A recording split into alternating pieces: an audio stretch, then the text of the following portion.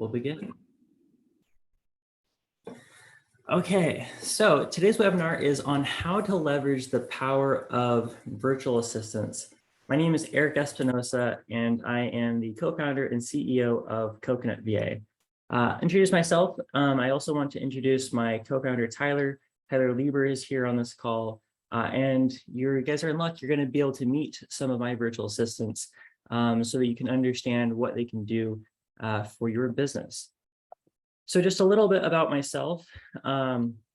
My first startup was called a Venture Validator. It was a product market fit market research company for startups. And so we did a lot of early market research testing for over 100 startups, trying to find out what the right target market was, the right value props and price points, etc. And during this time, I was also a BYU professor in the entrepreneurship program.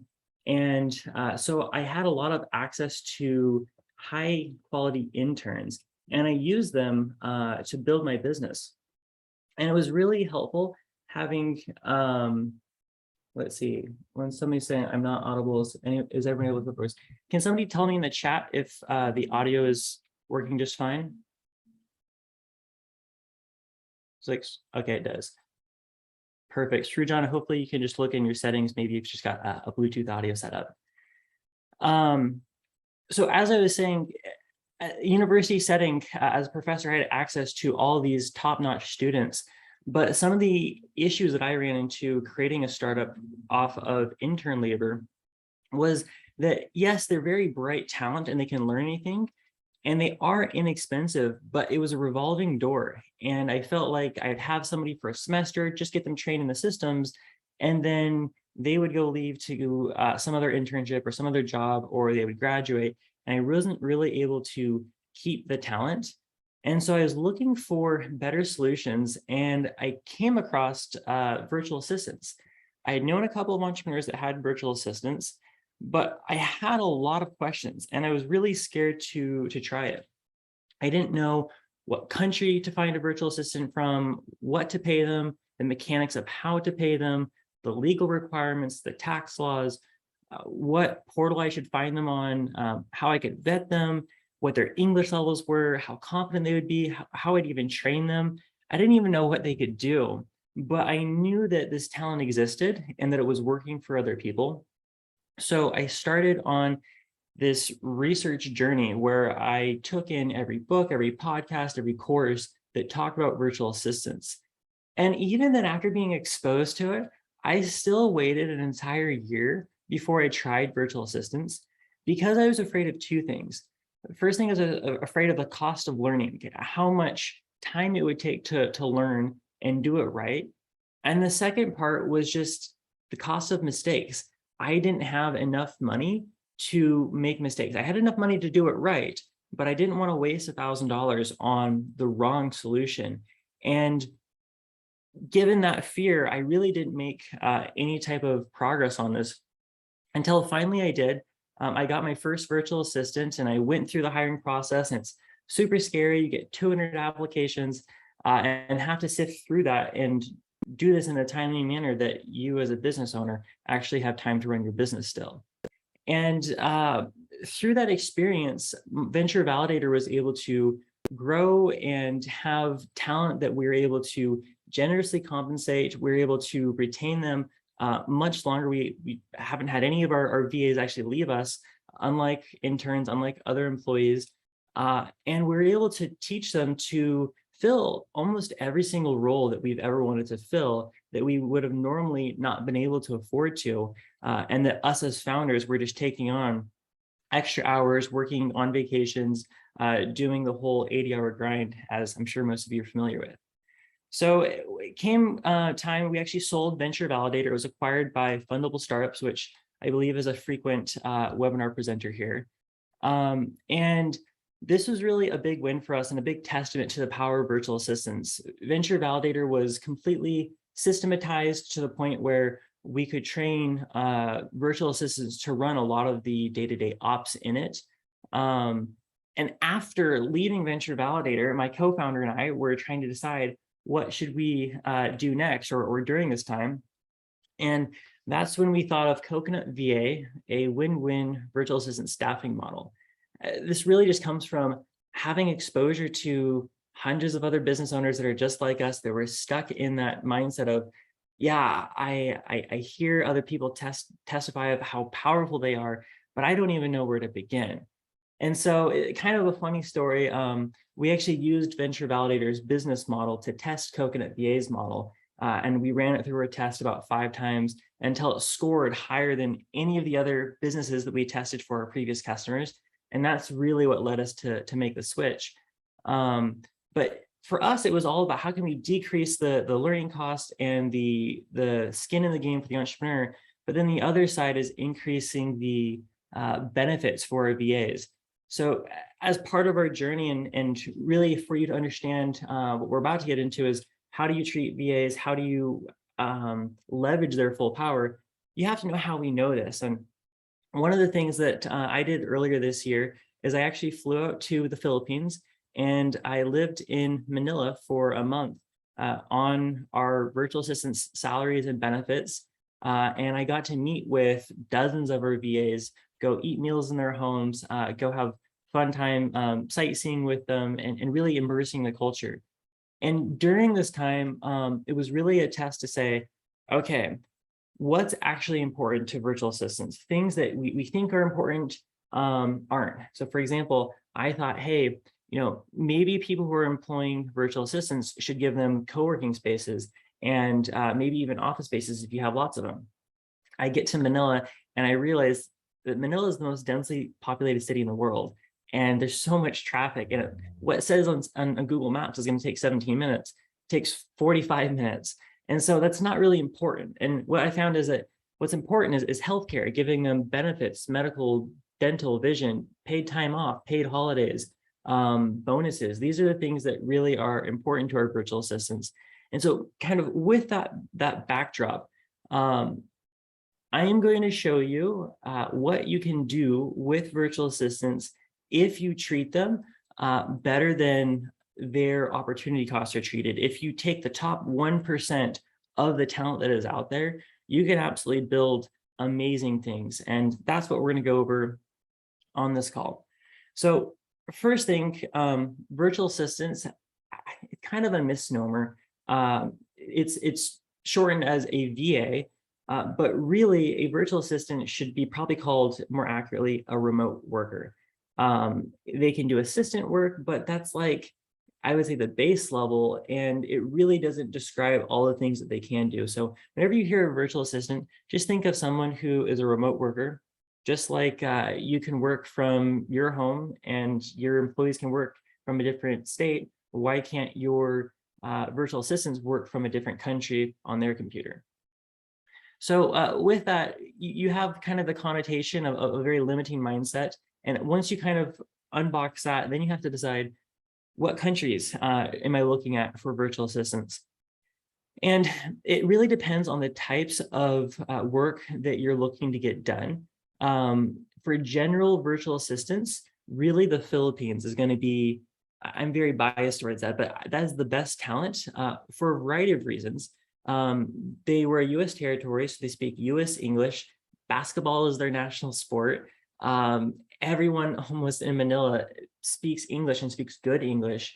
And they've had a lot of US business process outsourcing companies that have really paved the way for US business culture, and it's really easy to integrate. Now, there are other countries like Bangladesh that is quite popular, India is quite popular, Brazil for graphic design, Ukraine for any type of coding projects. So the country that you decide to outsource from really depends on what skill set are you trying to look for, and then go to those countries. But as for us, most of the information and the people that I'll be showing you is from our firsthand experience that we can speak to, which is that of the Philippines. So as far as roles, I mean, I could tell you about the roles that virtual assistants can do, but I think what's going to be easier is just to show you. So I'm going to go ahead and show you 5 slides with different roles that VAs can do. I have a couple of my VAs who are on this call, and if we can get the technology to work, they'll actually introduce themselves and let you know what they can do. And then we'll talk about how you can find virtual assistants, how you can compensate them in your business. So for the first one, customer success is probably one of the most common roles, especially in the Philippines, that are being outsourced. Liza, if you're on the call, would you mind introducing yourself and saying some of the tasks that you do during your day? Yeah, hi everyone. My name is Liza. I'm part of the client success team, but I'm also one of the hiring managers at Coconut VA. So I help with the sourcing process to match our clients with the best VA that will fit their requirements. And as a part of the client success team, I'm one of the point of contacts of the clients, as well as the also our employees. And make sure that we attend to our clients at a timely manner and help them specifically with any billing issues that they have. So I definitely just help out and provide the best customer service that we can offer. So Liza, what were you doing a year ago when we hired you for Venture Validator? I was a lead generation specialist. I help out with getting leads specifically via LinkedIn. So I wear a lot of hats. Thank you very much, Liza. So one thing that is really important to point out is really tying this internship to like VA and understanding the correlations that happen there. Last year, when Liza was in our first business, all she knew how to do was prospecting. And we grew her to do all the things that you just heard. And that's the biggest arbitrage that can possibly happen, is that you find somebody who's top 1% really good talent. And if you believe in them and you compensate them well and you give them training, they can start taking all these things. Liza hops in the calls with our account executives. She is the one running everything behind the scenes, doing all the billing and all those things, taking it off our shoulders. That wasn't necessarily on her resume. So you're not looking always for their past, but you are looking for their potential and the things that can come from that. So let's go over to the next batch of things. Lead generation. Michael, do you have me on the call? Yes, hi, Eric, and to everyone. Yeah, so to introduce myself, I'm the sales development representative for Coconut VA. So my role with the team is very simple. I basically send invites to all potential clients, and I create processes to maximize our lead generation from all lead sources platform. And that is to help Coconut VA and our account executive to get more booked calls in our pipeline. Perfect. Yeah, Michael's been an account executive before. He's been on sales, and really right now he's actually so autonomous that he's building out sales processes in HubSpot, and I don't have to manage him on the day-to-day. He's going on calls with HubSpot representatives, with other people, trying to piece together softwares. So again, I would say that the normal expectation that people have with outsourcing is someone who doesn't speak good English, who you have to give extremely clear instructions, or you're going to come back with really shoddy work. There's a whole nother world where you can find people who are at the top elite of their game, and they can really jump in just as any US employee would. All right, going to the next one, we have general admin. I'll just go ahead and explain some of the things here. Anything from data entry to customer support, anything with sometimes website editing, if it's like a Wix website, or minor WordPress stuff, newsletter research. Really, a lot of our virtual assistants are general admins, which means that they're wearing as many hats as a founder is, and anything that you give them training on, they can go ahead and take care of all that back office work from you. One thing that does get brought up is, can they do scheduling? It's like, yes, they can do scheduling, but you do have to do kind of a cost benefit analysis. Calendly can do scheduling for you, and it's better than a virtual assistant because it's less back and forth, and it only costs you like $8 to $12 a month. So there are some things where everything you're looking at, you either want to automate it and automate it first. And if you cannot automate it, then you delegate it. So the virtual assistant should be for higher order tasks that you're trying to delegate and free yourself from. Okay, graphic design and social media design. Kath, do you want to present on this one? Hi, everybody. I hope you're all well. So my name is Kat. I work for Coconut VA as a social media manager. So my tasks pretty much covers from content creation. So that's creating TikToks, from filming to post-production, content management, creating company collaterals such as the LinkedIn ads. And I also do email marketing. So I create email sequences and customer journeys through MailChimp for new email signups.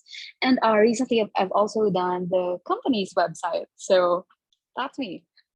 And again, we're looking for potential, not necessarily past skills. Kath has a social media design eye. She just has that graphic design eye. And so because of that, she'd never built a website, but I know that, I mean, I know how to build a website. Why? Because I Googled it, I YouTubed it. Most of you as business owners know how to do every single piece of your business because you've had to.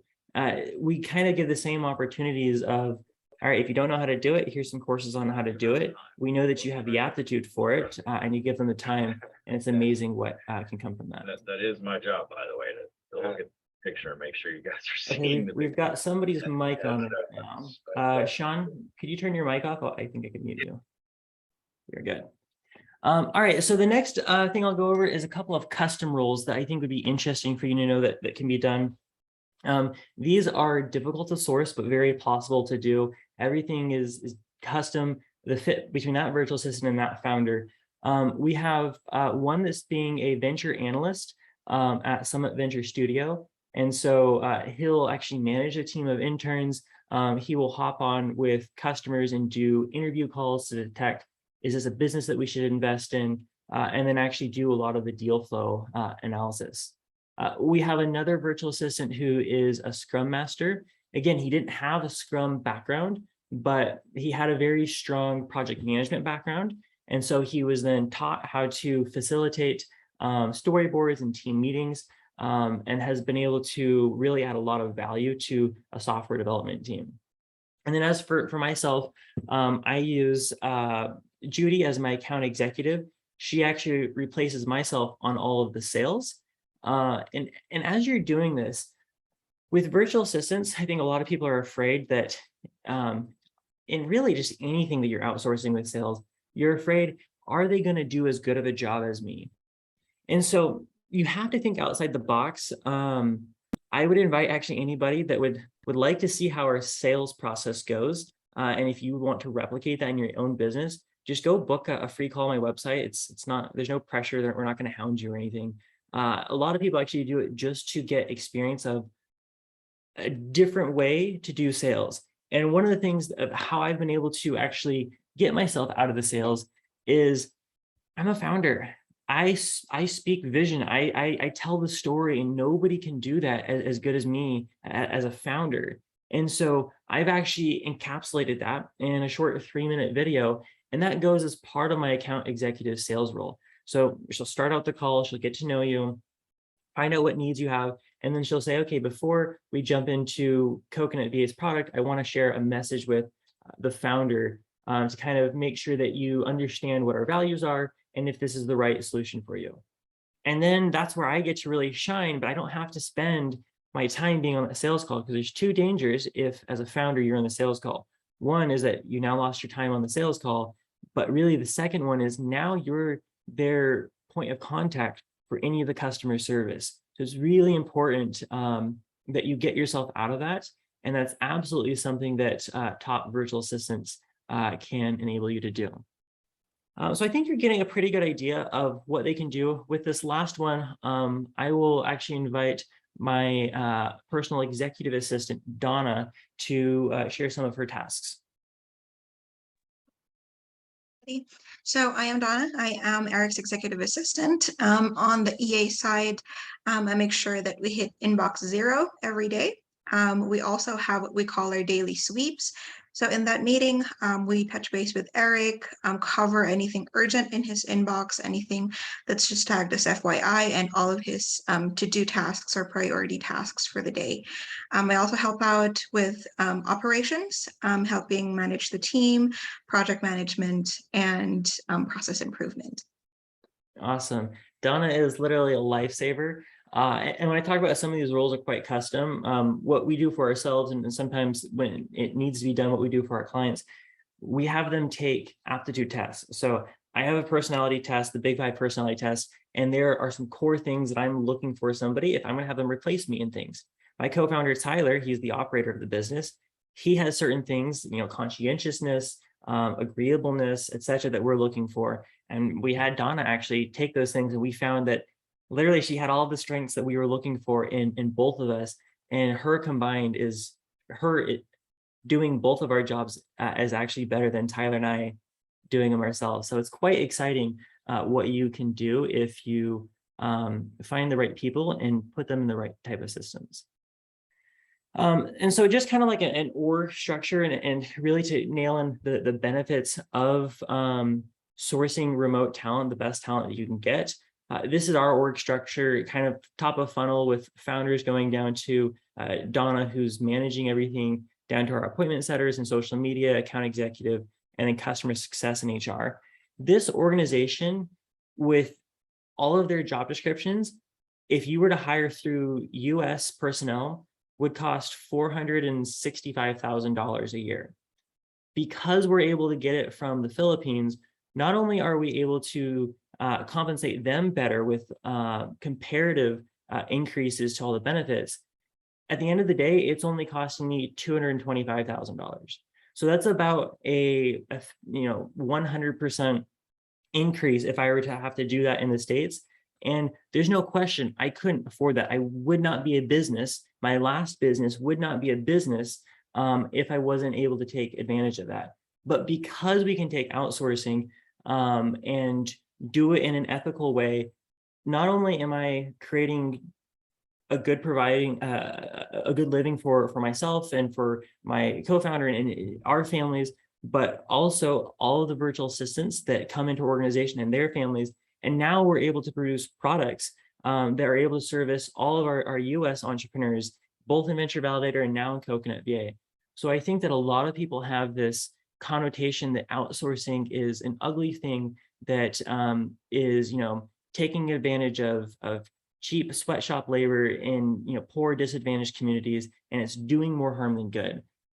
Yes, that does exist, and that I don't think anyone condones that. But there's this other side of it, where as a global economy, you really aren't taking jobs away from the States. These are jobs that founders are doing themselves on their late nights and on their weekends. And now you're able to actually produce more GDP, not only for your own country, but also another country in the world. And it really is this win-win situation that is just a really fun part of business to be able to take part in. So now that I showed you some of the roles, let's go over some of the easier roles to find and some of the harder roles. I would say if you're going to source virtual assistants, one place, if you're going to do it on your own, that is a really great place is onlinejobs.ph. Go ahead and write that down, onlinejobs.ph. It's a really good website to find virtual assistants. Now, here's easier roles and some more difficult. So the easier roles to outsource are very tightly defined roles. So roles that you have very good systems and very good standard operating procedures on it, where you can plug anybody in and they can just do it and do it repeatably. It takes about 200 applicants, expect on average 200, to find the right person in your business for that type of role. Then there's some more difficult, on the high side, the difficult roles would be the ones that require more autonomy, the ones that require maybe more sales, where they have to have a really good US accent. You want them to have really good background quality and just good video presence, or ones that are requiring a lot more management. So really those types of roles, needle in a haystack. It's about 1,000 applicants to find that right person. but it very much is possible. And so if you're looking for somebody for that role, you're going to be disappointed if you're, Joe put a posting on online jobs and you get 50 people that apply. Expect it to be a lot of work, but you can find that needle in the haystack, and it makes all the difference if you do it. There's also two types of founders. There's founders that are ready, and there's those that aren't.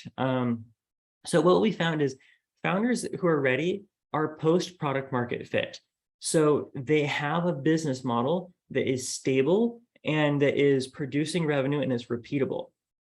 The founders that aren't ready, they're pre-product market fit. So a lot of the startups that don't have a repeatable business model, what happens is they go to hire a virtual assistant based on these aptitudes and on these job criteria. And maybe they're going to be doing SDR work, and you train them in that area, but your business model is not finished yet. You haven't validated it all the way. So in a month and a half, the founders say, hey, we need to switch directions in the business model. We actually don't need SDRs because we're not even selling that type of product anymore. And all of a sudden, as you switch gears, you lost time in the hiring, you lost time in the training, and it really, it very rarely ever works when you're pre-product market fit. Now, the next thing is just the number of tasks that you're doing. So you have to have at least 15 hours of task. If you think you have 15 hours of task, you actually probably have 20 to 25. But in order for you to take advantage of the best virtual assistants, you're going to need to employ them at least part-time, 20 hours a week. You can find virtual assistants that can help you ad hoc through things like Fiverr, things like there's other outsourcing ones. What am I thinking? Upwork. Upwork and Fiverr are good ones to find. Project-based, maybe you have a project coming every 3 months. That's going to be more expensive to do, but it is a good solution if you can find someone that you trust and if you don't have a lot of stable work. But you can also find people who will work for you for 5 hours a week, 10 hours a week. That really doesn't work if you want to maximize their productivity, though, because the thing is, if they have you for 10 hours a week, they might have 3 other entrepreneurs that they're working with for 10 hours a week. Now you have 4 people, their loyalty is being split over 4 people, and nobody really gets the service that they want when they want it. And so it really isn't very effective. So what you want to do is give them base stability of at least 20 hours a week. And even if you do it 20 hours a week, if you are compensating them only market rate, understand that if another opportunity comes around that's going to pay them a little bit more, say goodbye. They're going to go hop to that better opportunity. So one way you can secure that is, either paying them above market rate, giving them all these benefits, or also hiring them full time where they're not needing to look for other jobs to be able to support their family. So the next thing is really just having a budget of around at least $800 a month. If you don't have that much of a budget, then it's going to be hard to see the results where you can get them trained to the point where they're now taking over tasks from you on a long-term scale. And that really ties into the next point, which is how much budget do you have or how much time do you have to get an ROI?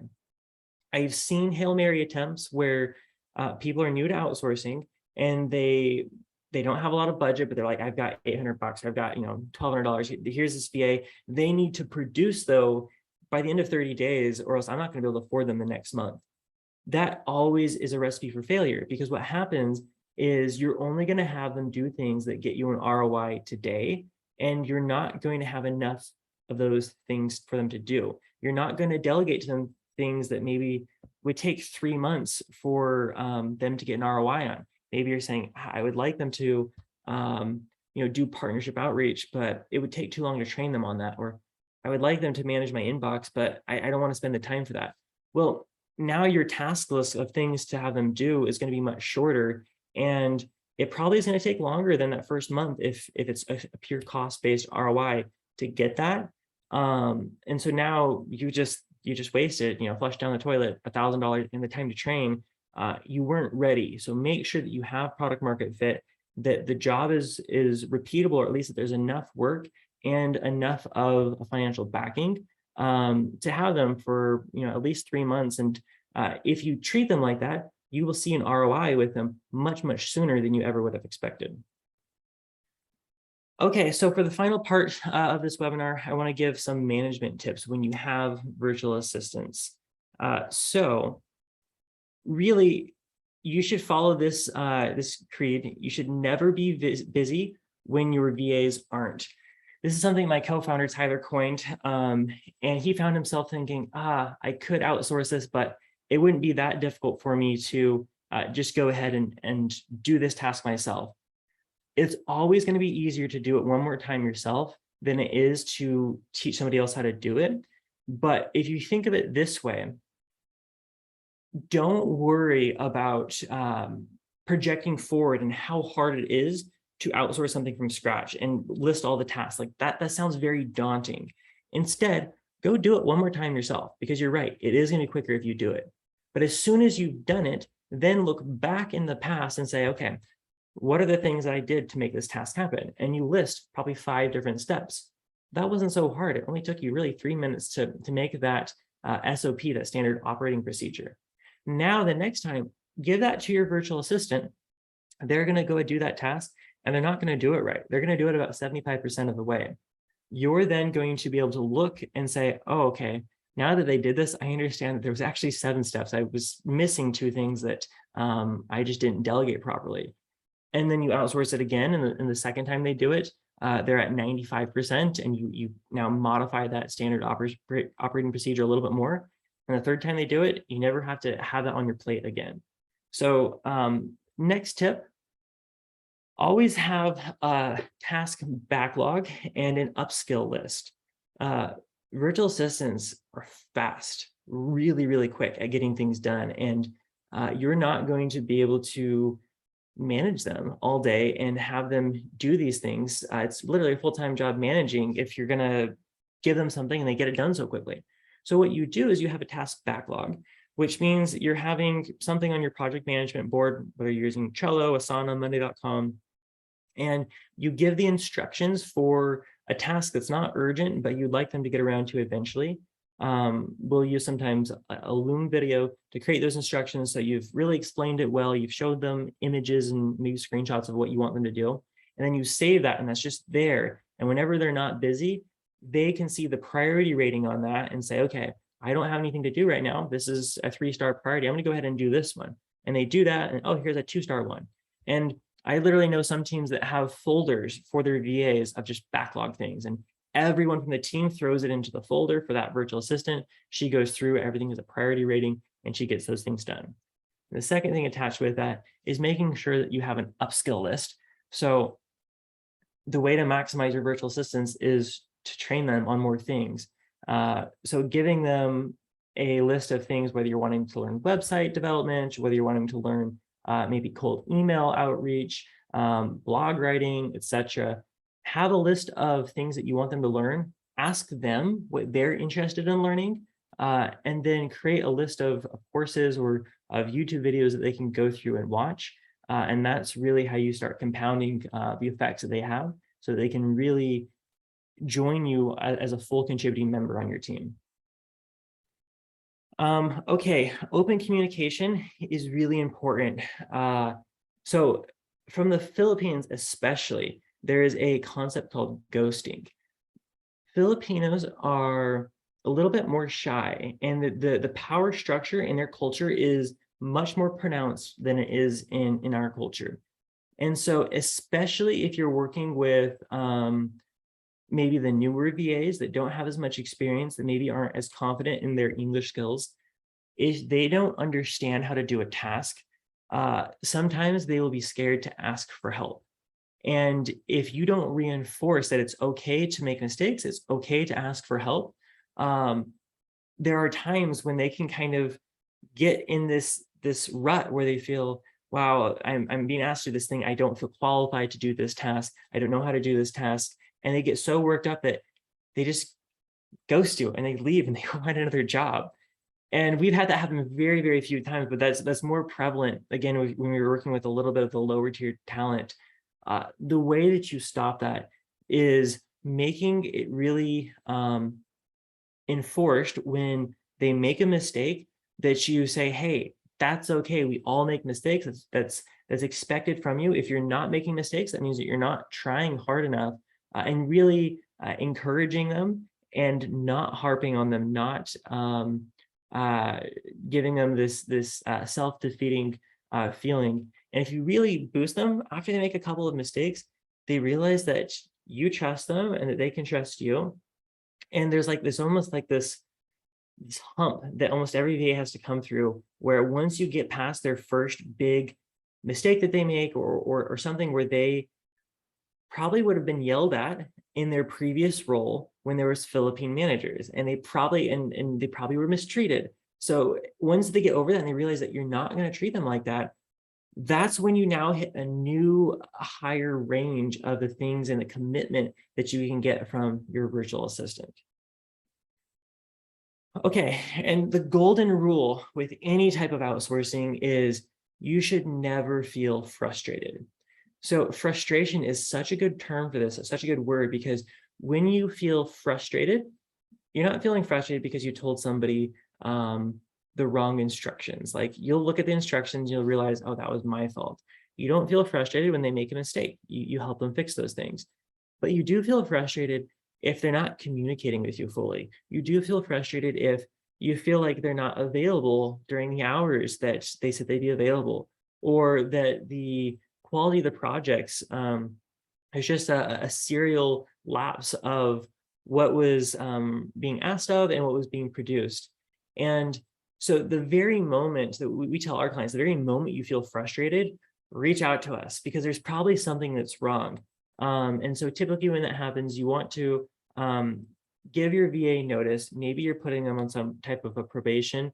And typically you're also going to want to start sourcing another virtual assistant, because the reality is if you're feeling frustrated, you have either mid to low tier talent. You never feel frustrated with your top talent. And so it's a hard thing to know, because if you haven't had VAs, then you have nothing to compare them to.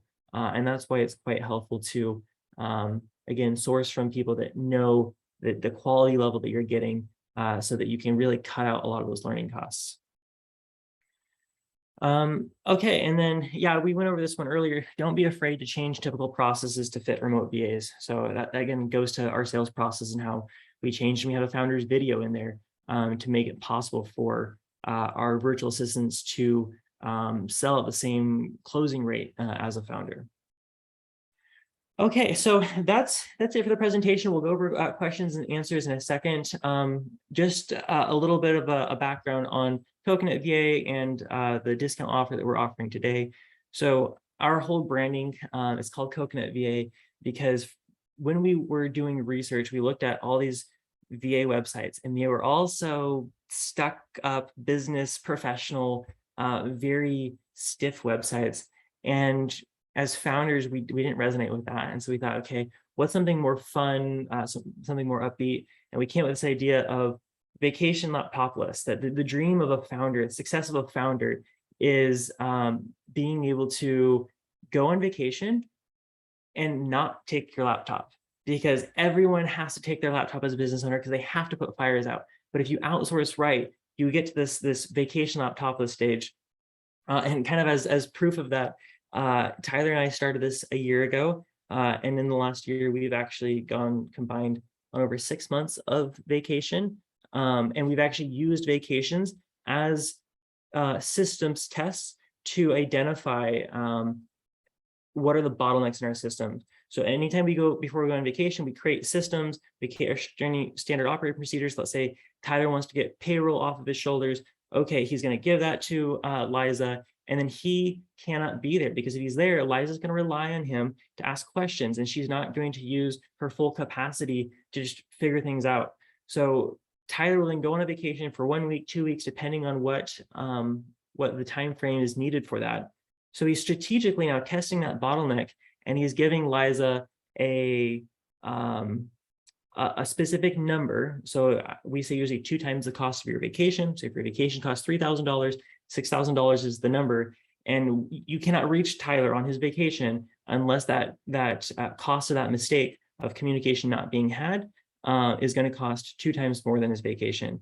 That stops literally 99% of anything coming to your phone when you're on vacation, which makes not only your vacation more enjoyable, but when you come back, you have now realized, oh, look, here are a couple of things that I need to smooth out in the process.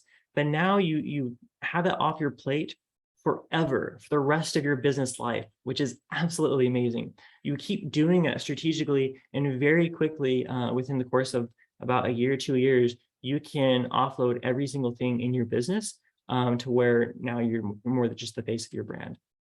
So with Coconut VA, everything that we do is all win-win. So for entrepreneurs, it's no hiring fee. Some agencies will like to charge $500 to $1,500 for a hiring fee. We take the risk on that because for us, we know what good talent is and what it isn't, and we know how to do the hiring process. So we don't charge anything for that.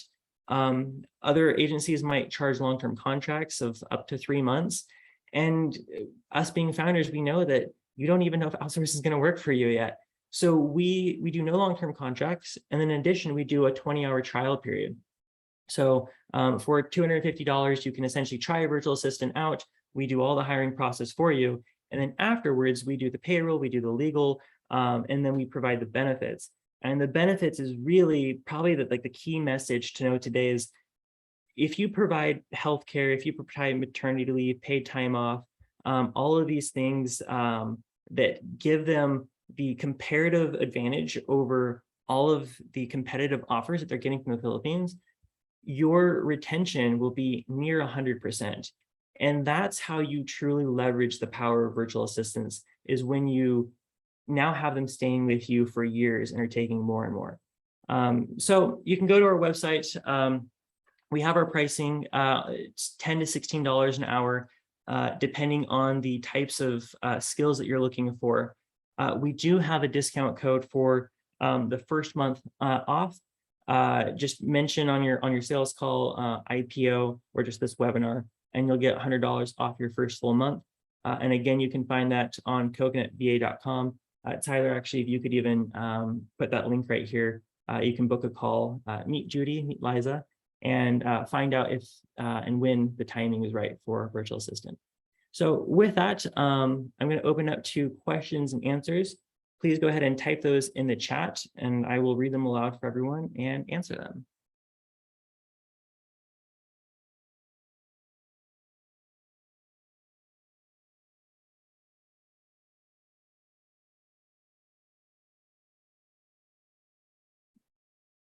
Okay, best sites to find the VAs. If you're going to do it yourself, I would say probably the best site would be onlinejobs.ph. Know though that when you're doing it yourself, you're going to probably have to go through about 200 applications. They swamp your inbox and it's very difficult to vet. So if you're doing it yourself, you're going to have to spend more time and more cost learning and making mistakes. If you do it with an agency, Coconut VA is obviously what I would be most biased towards, but there are other agencies. I think there's like Wing Assistant, there's virtual assistant staffing.com. There's some other websites. Every single service provider has their different target customer that they're aiming for. I would say that ours that we're aiming for is founders. And so because of that, everything we do is more win-win centered. So we care more about the customer service. Because we don't have long-term contracts, when issues arise, for example, last year there's a big storm, a typhoon that took out some of the housing for our VAs. We didn't charge the client, we didn't decrease the pay from our VAs, but we flew some of our VAs out of that into the capital city, housed them, put them up in co-working spaces, because for us, we don't care if we lose for a couple of months. What makes more sense is that long-term contract. So just make sure that your incentives are aligned with whatever solution that you go with, because you aren't going to have the ability to do all the vetting that you want to do. Okay, so let's see. How do you suggest hiring for an operations manager, venture analyst? Okay, operation manager is going to be much easier to find. If you were to go on onlinejobs.ph, you can look at profiles. If you're going to go through Coconut VA, we have a number of operations managers in our systems. That one would be easy. It'd be finding someone who's probably worked at Wells Fargo, Citibank, Capital One, etc., who's been a manager and who's really probably worked hand in hand with the CEO to take things off their plate. And that's probably like searching for about 500 applications to find that right person. Venture analyst, that's a tough one. Venture analysts aren't born, they're made.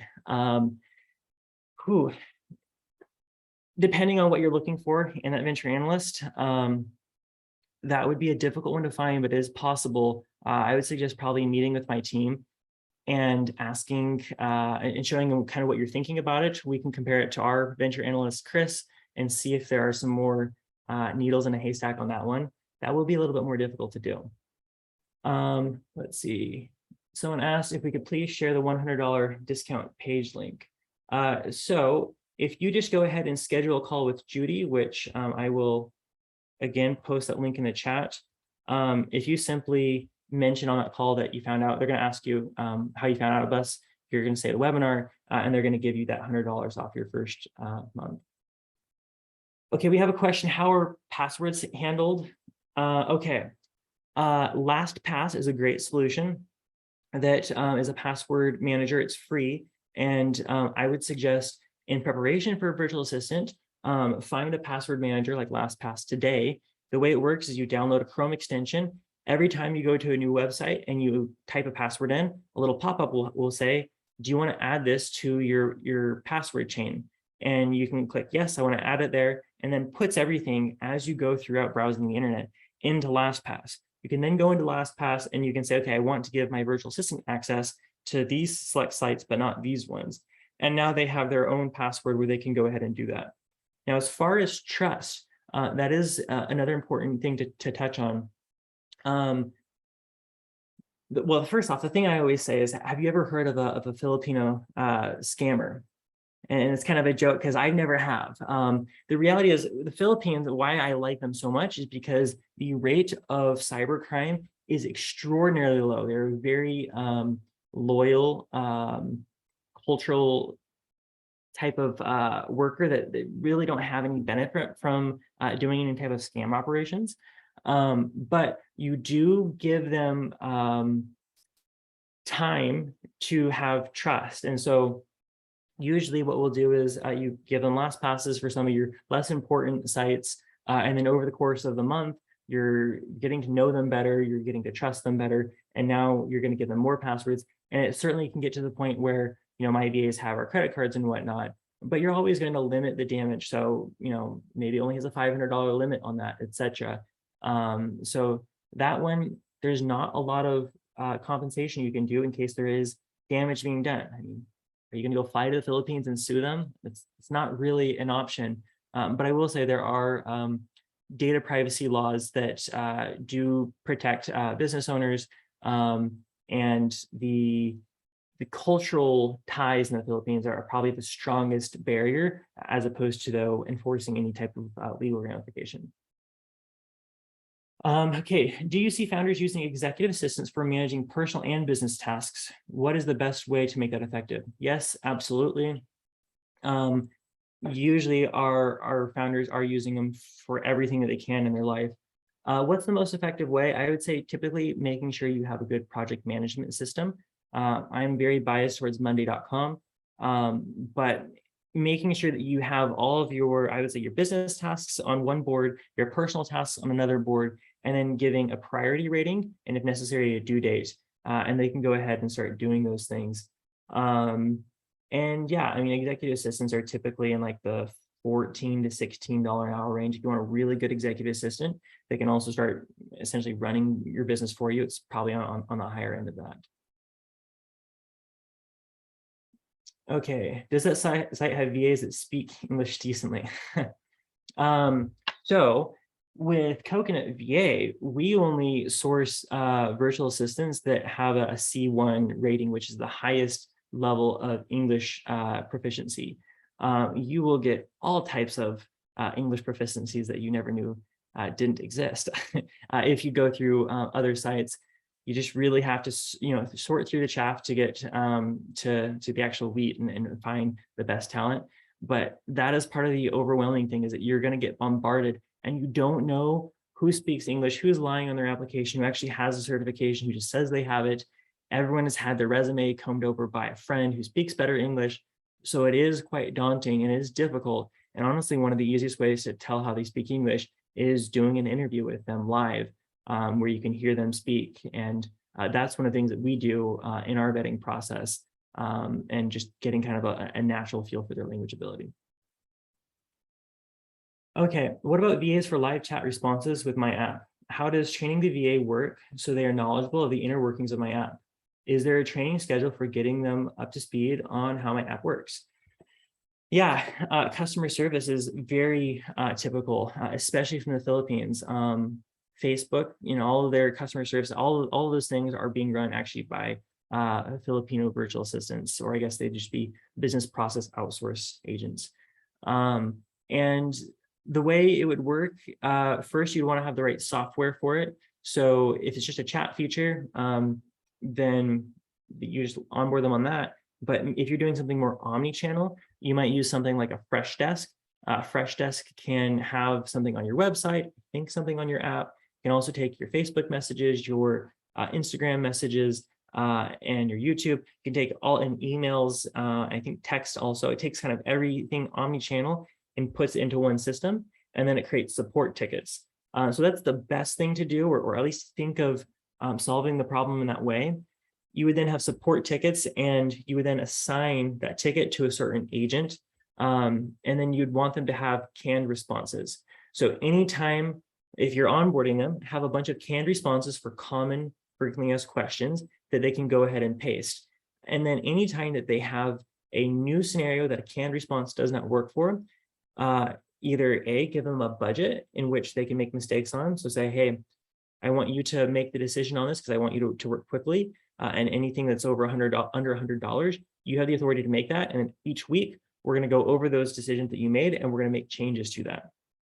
Or if you want to be more hands-on in the training, you can have them forward any of the responses that aren't canned to you, and you can go ahead and make that canned response, and they're then adding that to the training. So really everything that you're doing, you're reinforcing, you're building that training knowledge base so that you never have to do it again.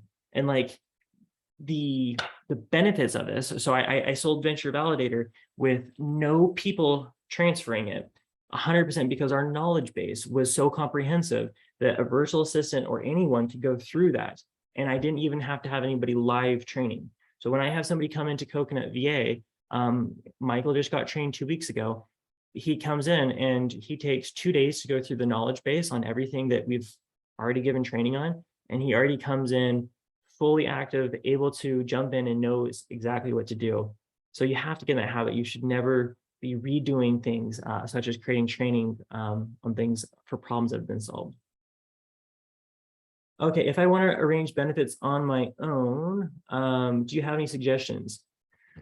That is a tough one. So like health insurance, HMO is a really important one. And you can't actually do that without having a large organization or without having a Filipino entity. So that's not something that you're going to be able to do. But there are things that you can do, such as giving them paid time off, paid vacation, and setting forth better expectations. And yeah, I guess that's what I would say on that one. How do you document the knowledge base? So I use Monday.com. I know some people use Notion. The basic premise is, though, that you have a group of tasks for a certain job role. So, for example, if I'm having somebody be my salesperson, all right, here's going to be a list of things that salesperson has to know. The very first thing that they have to know is who is like, well, actually, they should watch a sales demo. So I will show them a sales demo, and the next thing I would do is show them examples of clients who are good fit clients, example of clients who are bad fit clients, an example of clients who are mediocre, people that we took on, they looked like they were a good client, but they ended up not being as good of a fit as we thought originally.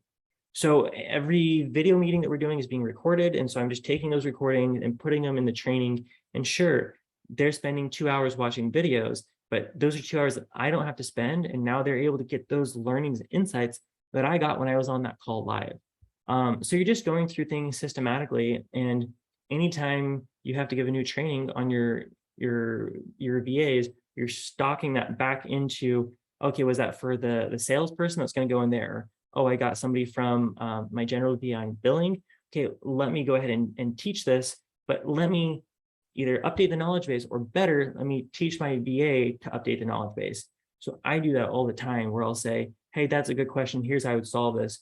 Go add that as another training module, and they'll go add that as a training module. So I don't actually have to do that. Okay, looks like we're coming shortly to a close. Does anybody else have any questions about VAs, about Coconut VA in general? Cool. Well, I guess last, I'll just share with you guys our mission. This is kind of a little bit thing that's unique to Coconut VA. So one of the reasons why we have found such high retention, like I said, job hopping in the VA industry is extremely high. But we have very high retention is because we have a profit sharing model. And this is something I'm very passionate about. So essentially, we have 4 stages of profit. And in the 3rd stage, once the founders get a 10x return on investment, we then move into stage 4. And after that, 50% of our proceeds are actually going directly back to our virtual assistants. We are creating a philanthropy board, and essentially our VAs are going to be in charge of distributing this money either amongst the VA community or the Philippine community at large. And so this has been something really fun, and it has been very key at building our culture and building the loyalty, because each of our VAs, before we get into stage 4, they're essentially having like stock in the company, in the profits, and every hour that they put into the company is essentially hours that add up and accumulate. And when we cross that line to stage 4, our first $1 million from that will actually be divided amongst our VAs according to the percentage of what they earned with their hours. So it's something really cool that we look forward to, because we know that doing the math, it's going to provide a lot of people the money to put down payments on houses, to buy cars, settle debts and whatnot. And that's for us the most rewarding thing is going to the Philippines, getting to know these people personally and to know their lives, and then just knowing that the opportunity cost, they're getting paid 4 to 12 times what the minimum wage is in their area. And now you stack up all the corporate benefits, they're now getting the corporate lifestyle, but at their home, where they don't have to drive in traffic, they don't have to go travel to the middle of the city, and they get that flexibility. Most of our virtual assistants are actually moms. It's really neat to be able to support them, where they have this ability to create an income for their family and then work from home from the comfort of their own home, and be able to be present when they really don't have that option elsewhere. So because of that, everything's so important that it's win-win. We have maternity, we have these things that are really focused on giving stability. And yes, we are nice people, and I think we're good people, but really it's just really good business, a really good business model, because when you do that, you've aligned the founder and you've aligned the VA, and you only continue if it's working out for everyone, and it does. And because of that, you start getting 10x ROIs on your VAs, and you're able to do in your company what no one else who uses the VAs is actually able to do. And for me, that's just the most exciting thing. So thank you so much for joining us for this webinar. Reach out to me on LinkedIn if you'd like, Eric Espinosa on LinkedIn, or just go ahead and reach out to us on our website. I look forward to hearing from you. And if you have any more questions, just let us know. Thank you.